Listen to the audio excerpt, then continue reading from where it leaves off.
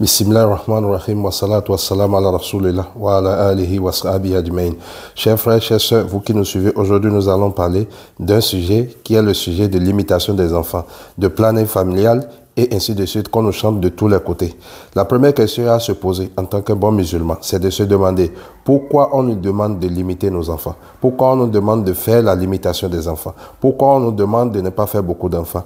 Quand vous leur posez cette question, ils vous diront ceci. Ils vous disent: vous devez limiter les enfants pour cause de pauvreté. Mais si c'est pour la cause de pauvreté, alors là, Allah subhanahu wa ta'ala les répond dans le Coran.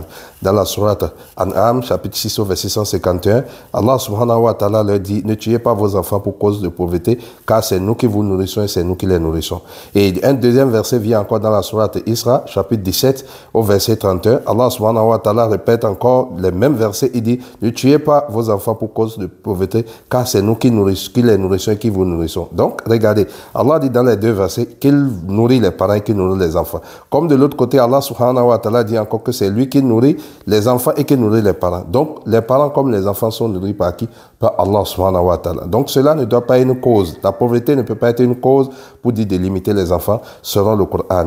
Inch'Allah. Donc, mes chers frères en islam, on ne peut pas dire que c'est à cause de ça que nous allons limiter les enfants. Deuxième des choses, je vais maintenant rentrer dans les statistiques pour vous dire ceci. Quand vous prenez le continent africain, dans lequel on s'acharne de limiter les enfants, vous voyez que notre continent a une superficie de 30,32 millions de kilomètres carrés. Cette superficie peut englober la superficie de l'Europe plus l'Amérique plus la Chine. Ça veut dire quoi? Si on met la superficie, plus de 1,4 milliard de Chinois et plus l'Europe, plus l'Amérique, on met dans le continent africain, Inch'Allah, il restera encore de l'espace. Donc, mes chers frères, pourquoi alors ces personnes-là veulent la démographie, veulent la population chez eux, mais chez nous, on nous dit qu'ils ne veulent pas? L'Amérique a initié la loterie Visa. Aujourd'hui, pourquoi? À cause de la démographie, car ils ont compris ceci. Ils savent que la démographie est l'une des grandes puissances aujourd'hui pour pouvoir avoir de l'évolution dans un pays. La démographie est l'un des vecteurs très importants pour qu'un pays se développe. Comme l'a dit l'un des ministres béninois, le ministre Abdoulaye Biotchane,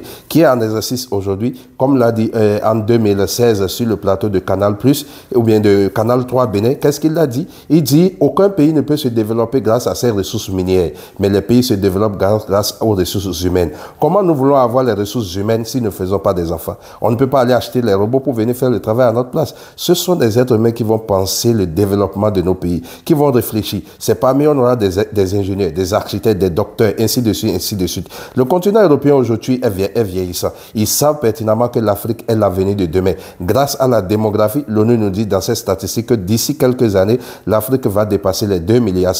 Donc ça veut dire quoi? Tout ça là est en train de les faire peur.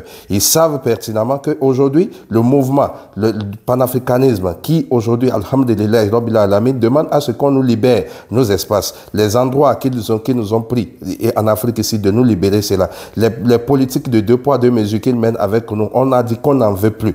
L'Afrique aujourd'hui est devenue un continent où ils savent pertinemment que nous voulons l'indépendance totale. Nous voulons bénéficier de nos ressources nous-mêmes et consorts. Mais si tous ceux la partent et qu'ils quittent avec leur richesse et leur politique, comment nous allons exploiter tous ces espaces-là si nous n'avons pas une forte démographie, si nous n'avons pas des enfants qui vont venir faire le travail, si nous n'avons pas des têtes pensantes? Parce que c'est en faisant des enfants, parmi tes enfants, tu auras des ingénieurs, des docteurs. Ce n'est pas parce que tu as 2 enfants que ces 2 enfants-là vont réussir. Combien de personnes ont 2 enfants, un enfant, et de leur vivant, ces enfants-là sont décédés? Une maman m'a raconté une fois son histoire comme ça. Elle avait 5 enfants. Son mari a demandé à ce qu'elle augmente d'enfants. Elle a refusé. Elle dit qu'elle ne veut pas augmenter d'enfants. Et ils ont passé des années dans cette discussion. Mais la dame a fini par accepter d'augmenter un seul enfant, plus les 5 enfants qui sont là pour pouvoir faire plaisir à son mari. Mais elle m'a dit, au cours d'une de mes conférences, elle m'a dit ceci: Wallahi, imam, est-ce que vous savez ce qui s'est passé avec moi? Les 5 premiers enfants là sont décédés. Le seul enfant que j'ai fait à la dernière minute, c'est l'enfant qui m'a amené au Hajj, qui a amené son papa au Hajj, qui nous a construit des maisons et qui nous a acheté des moyens de déplacement. Si ceux-là avaient fait le planning familial ou bien ils avaient limité la naissance, comment cela allait se passer? Moi-même qui suis ici en train de vous parler, si mon père avait fait limitation de naissance, peut-être que je ne serais pas là. Parce que vous ne pouvez pas rester sans savoir que si nous comptons parmi peut-être les 25 ou 30 premiers enfants de mon papa, peut-être je ne suis pas dedans. Mais aujourd'hui, alhamdulillah, rabbil alamin. Donc, mes chers frères, la démographie est une grande puissance pour faire développer un pays. Le fait d'avoir beaucoup d'enfants, le fait d'avoir une population forte est quelque chose de très important pour pouvoir faire quoi? Faire développer un pays.